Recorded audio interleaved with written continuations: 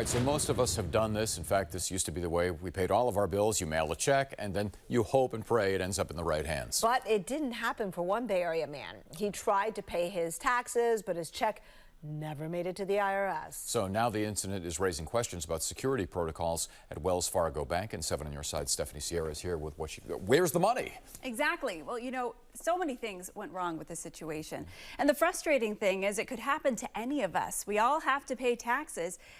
And many of us write checks to do it. The problem with this story is how the fraud occurred and the lack of accountability that followed. So this is the check that I wrote. Like any law-abiding citizen, Jeff Yates paid his taxes with a check addressed to the Internal Revenue Service for $3,268. It was mailed in an envelope with proper postage in April of 2022. But unfortunately, this time around, unbeknownst to me, the IRS never received my check. According to his Wells Fargo bank statement, It had been cashed. but it wasn't until a year later, during the next tax season, that he realized it ended up in the wrong hands.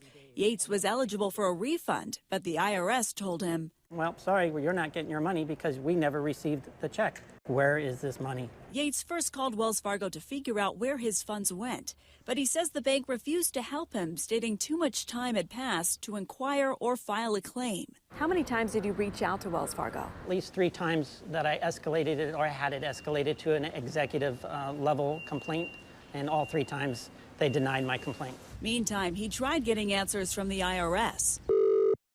After being on hold for hours, getting transferred and disconnected again and again, he says he showed up to the IRS field office in San Jose twice to explain his situation. And that guy said, sorry, I can't help you. Unfortunately for Yates, Wells Fargo could only provide a blurry copy of the cashed check, and the IRS could not make out the locator number on it to help. And to make matters worse, There's no signature.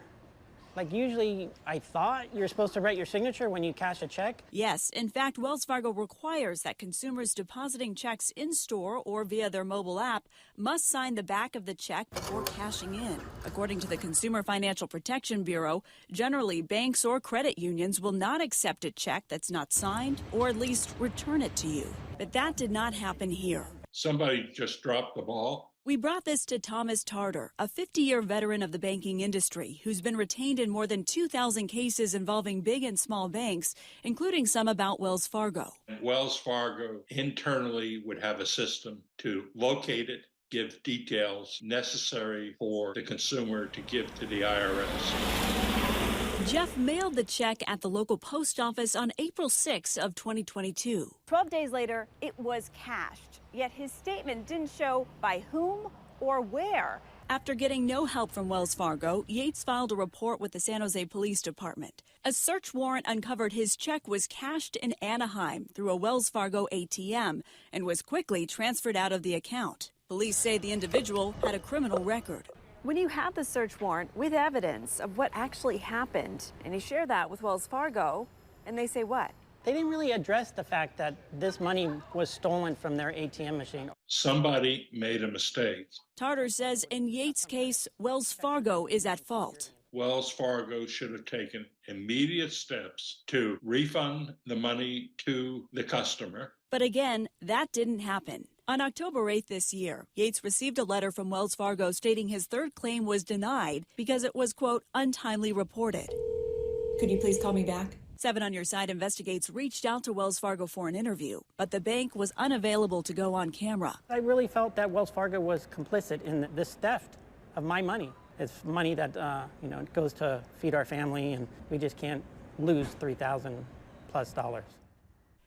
Now, Wells Fargo did send us a statement saying they empathize with the customer's situation and never want to see anyone fall victim to fraud. Yet the bank did nothing to help Jeff here and never admitted to the fact their ATM was used as a part of this fraud. The bank just added customers must file timely claims for any fraudulent transactions on their account.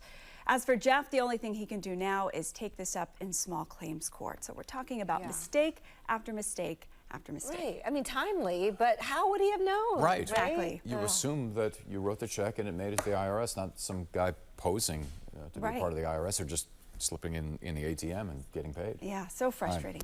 All right. Thanks, Steph. All right. Of course.